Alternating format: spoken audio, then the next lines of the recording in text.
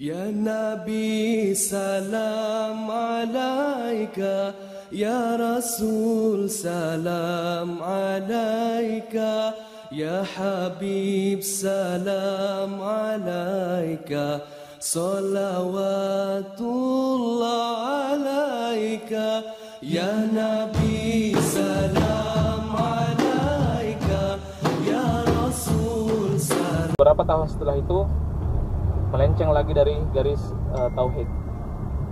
Mereka dijajah lagi oleh bangsa Palestina. Bangsa Palestina juga musyrik, dan bangsa Palestina saat itu dipimpin oleh Jalut. Dipimpin oleh Jalut namanya.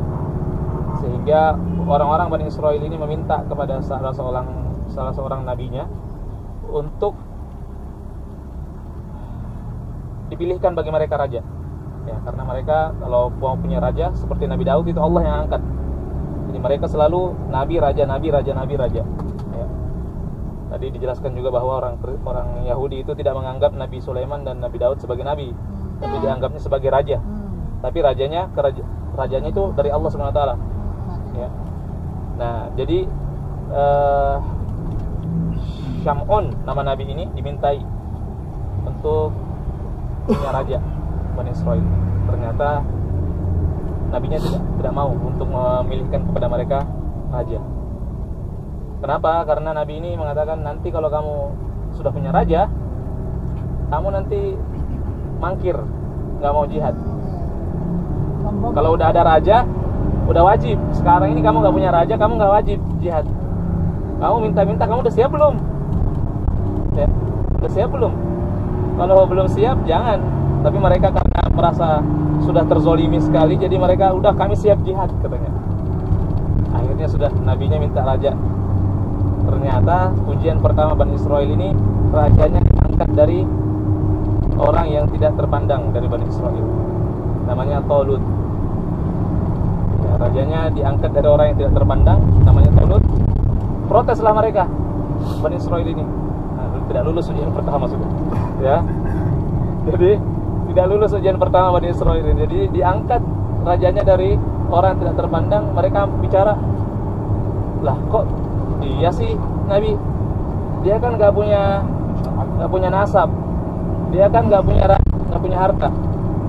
Gimana caranya dia mau pimpin kami? Padahal kami ada yang lebih banyak yang terpandang dan lebih banyak yang punya harta daripada dia ini, lebih layak jadi pemimpin. Nah, ini karakternya Bani Israel.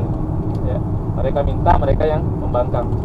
Tapi sudah ada raja, mereka sudah wajib untuk berperang. Sehingga Allah Subhanahu wa taala memberikan kepada nabinya, kasih tahu Bani Israel bahwa tanda bahwa kerajaan si Talut itu adalah dari Allah, dikembalikannya tabut kepada Bani Israel. Tabut ini pusaka. Ya, pusakanya Nabi Musa dan Nabi Harun alaihissalam itu balik lagi ke mereka, ditemukan kembali.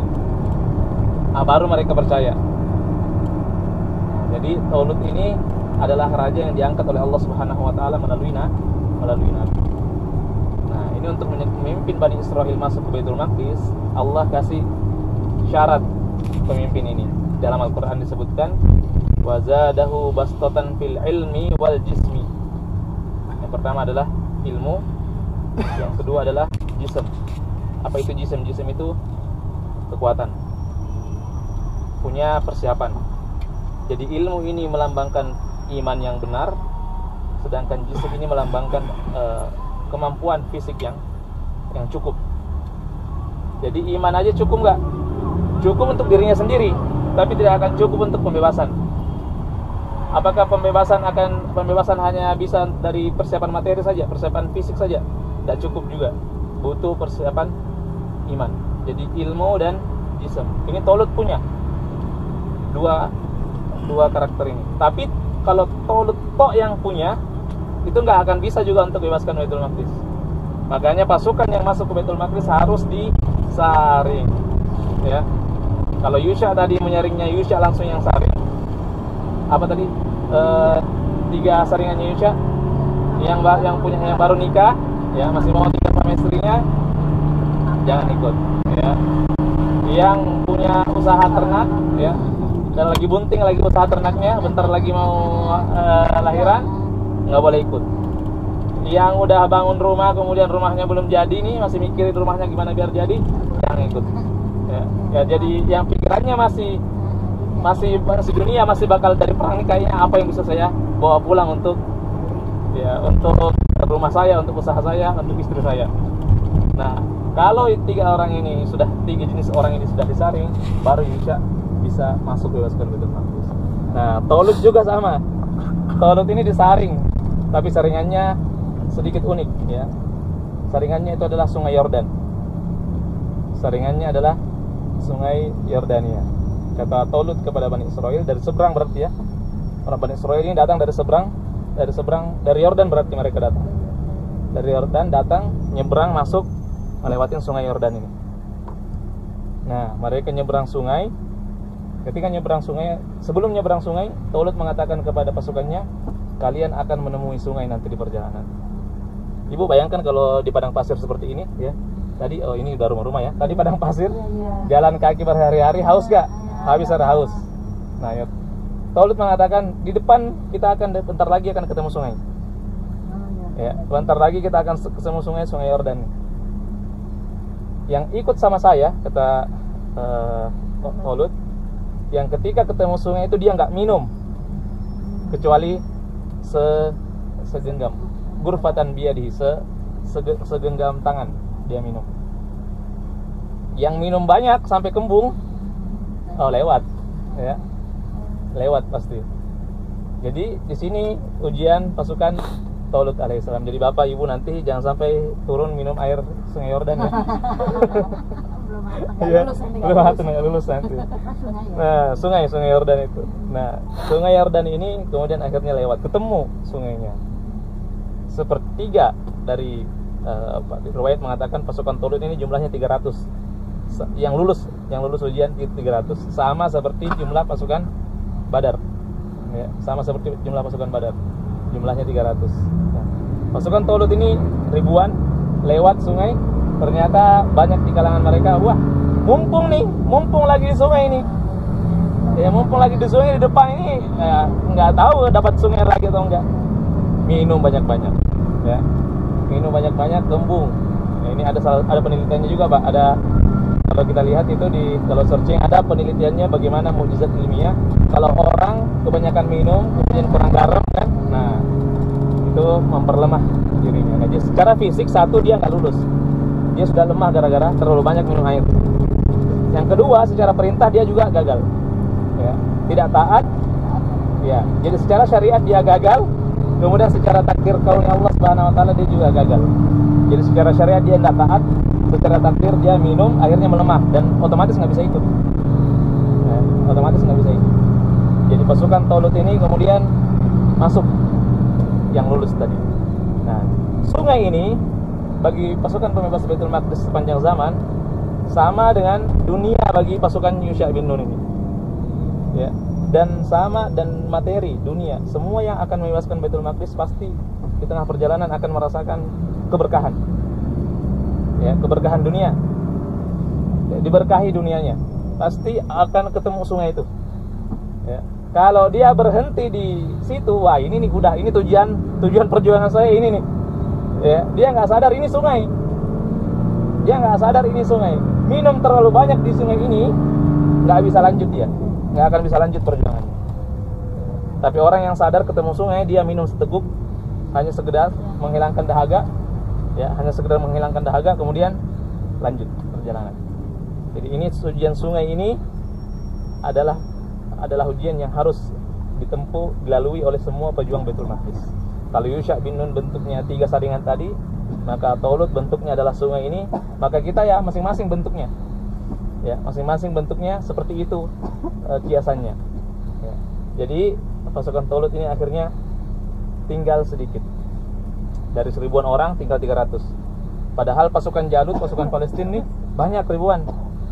Nah, disinilah lahir atau yang terkenal dengan kam min fi'atin qalilatin ghalabat fi'atan katsiratan. Berapa banyak pasukan yang sedikit itu mengalahkan pasukan yang banyak. Nah, ini perkataan siapa? Ini perkataan pasukan Talut, bahwa kami siap dengan jumlah segini, kami siap. Tapi mereka orang-orang pilihan. Ya, jumlah segitu terus bukan orang pilihan ya nggak mungkin. Tapi jumlah segini, orang-orangnya adalah orang-orang pilihan, insya Allah cukup untuk pembebasan Baitul Maqdis. Ya, maka kemudian Allah SWT menyifati mereka, memberikan sifat kepada mereka, memberikan kita kabar tentang apa yang ada di dalam hati 300 orang yang lulus ini dari ujian ini. Allah mengatakan, alladzina yadunnuna annahum mulaqu rabbihim. Orang-orang yang 300 ini yang lulus ujian ini, mereka itu orang yang yakin akan bertemu dengan Tuhannya. Yakin akan bertemu dengan Tuhannya. Nah, keyakinan akan bertemu dengan Tuhannya ini, inilah keimanan tadi. Satu, dari sisi iman mereka siap. Dua, dari sisi fisik mereka tidak tergiur dengan air dan banyaknya air yang mereka minum. Sehingga dari sisi takdir syariat mereka lulus iman. Ya, dari sisi takdir kauni mereka lulus ya, karena mereka akhirnya fit, tidak kebanyakan minum. Ya. Orang kalau terlalu banyak makan sakit, terlalu banyak minum pasti sakit, terlalu banyak ngambil dari sesuatu pasti sakit. Tapi orang yang ambil pas-pas sesuai dengan kebutuhannya, sesuai dengan hajatnya, itu akan fit. Nah, di sini Allah SWT menceritakan walamma barazu li Jalut wa junudi. Nah, ketemu dua pasukan ini, pasukan Jalut ketemu dengan pasukan Talut. Ini sudah di Baitul Maqdis. Kalau tadi Yusha bin Nun ketemunya di Ariha. Ini sudah masuk di Baitul Maqdis, di gerbang Baitul Maqdis, Al-Quds. Nah, di sini Yusha bin Nun, Talut pasukannya diajarkan doa oleh Allah Subhanahu wa taala. Dan kami di sekitar terpaksa menyebut ini doa pembebasan Baitul Maqdis. Setiap orang yang ingin membebaskan Baitul Maqdis harus membaca doa ini, memahami doa ini, paham makna doa ini.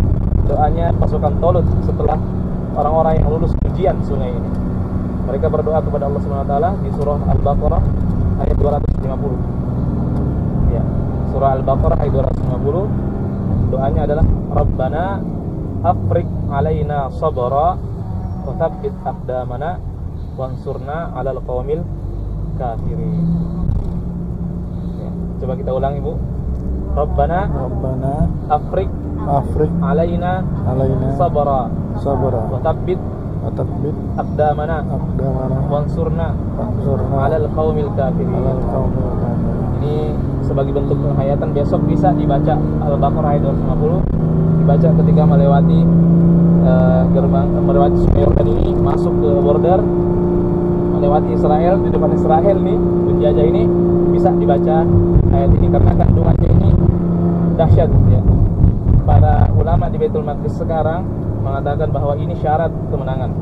3 ayat ini, 3 hal yang diminta di dalam doa ini itu menjadi syarat kemenangan. Yang pertama, sebelumnya di sini dikatakan artinya ya, saya kasih artinya dulu. Ya Tuhan kami, tuangkan ke dalam hati kami rasa sabar. Jadi tuangkan, jadi hati kita seperti wadah ya. Jadi tuangkan ke dalam hati kami ini rasa sabar. Kemudian teguhkan langkah kaki kami, baru kemudian menangkanlah kami di atas orang-orang kafir. Ini kata ulama Palestina, ini adab perjuangan. Kalau ada orang berdoa kepada Allah SWT, Allahumma ya Allah unsurna 'alal qaumil kafirin, langsung dia minta kemenangan, ya Allah menangkanlah kami di atas orang kafir. Gak mau berjuang, gak mau sabar, gak mau teguh di atas. Kalaupun Islam menang di atas orang kafir terus kamu gak berjuang, kamu dapat apa? Ya, kalaupun Islam menangkan, kamu minta ya Allah menangkanlah Islam, menangkan Islam. Tapi kamu gak minta untuk diberi kesabaran dalam perjuangan dan keteguhan dalam perjuangan, ya udah menang Islam, kamu dapat apa-apa?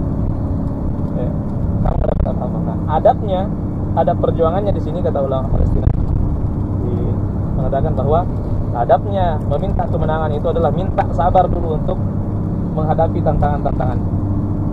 Minta sabar dulu, jangan langsung minta menang. Kalau minta sabar berarti kita siap nih, Allah, apapun yang kau berikan kepada aku dalam perjuangan ini, rasa berat apapun yang kau berikan kepada aku dalam perjuangan ini, berikan kepada aku sabar. Minta sabar, minta pundak yang kuat untuk memikul, minta kaki yang kuat. Jangan langsung minta, ya Allah menangkan. Ini kata ulama Palestina ini nggak beradab. Ya. bahkan juga nggak dapat apa-apa dalam perjuangan, kalaupun Islam nanti menang. Jadi yang pertama yang diminta apa? Kesabaran. Setelah sabar, mau masuk dalam perjuangan, yang kedua adalah teguh di perjuangan itu, istiqomah. Setelah sabar, kemudian istiqomah di atas perjuangan itu. Nah, kalau sudah sabar, sudah berjuang, baru insya Allah mansurna, baru kita minta ya Allah menangkan. Nah, ini adab perjuangan. Nah, kalau nanti Bapak Ibu masuk ke Baitul Maqdis, masuk ke Al-Quds, mungkin ada banyak kesulitan yang tidak Ibu dapatkan mungkin di Makkah, Madinah, Al-Munawwarah. Ada banyak kesulitan ya. Di antara kesulitannya ya, yang pertama ya, saya juga tidak masuk ya. Jadi ini kita hadapi sebagai bentuk ujian Allah Subhanahu wa taala yang harus kita sabar ya, sabar. Mundur gak? Tidak. Insyaallah kita masuk dengan niat yang benar, kita ingin sholat di dalamnya, dan kemudian setelah sholat di dalamnya kita ingin melihat tanda-tanda kebesaran Allah Subhanahu wa taala untuk kita sebarkan balik pulang ke Indonesia kepada anak-anak, mungkin kepada cucu-cucu kita, kepada masyarakat sekitar kita.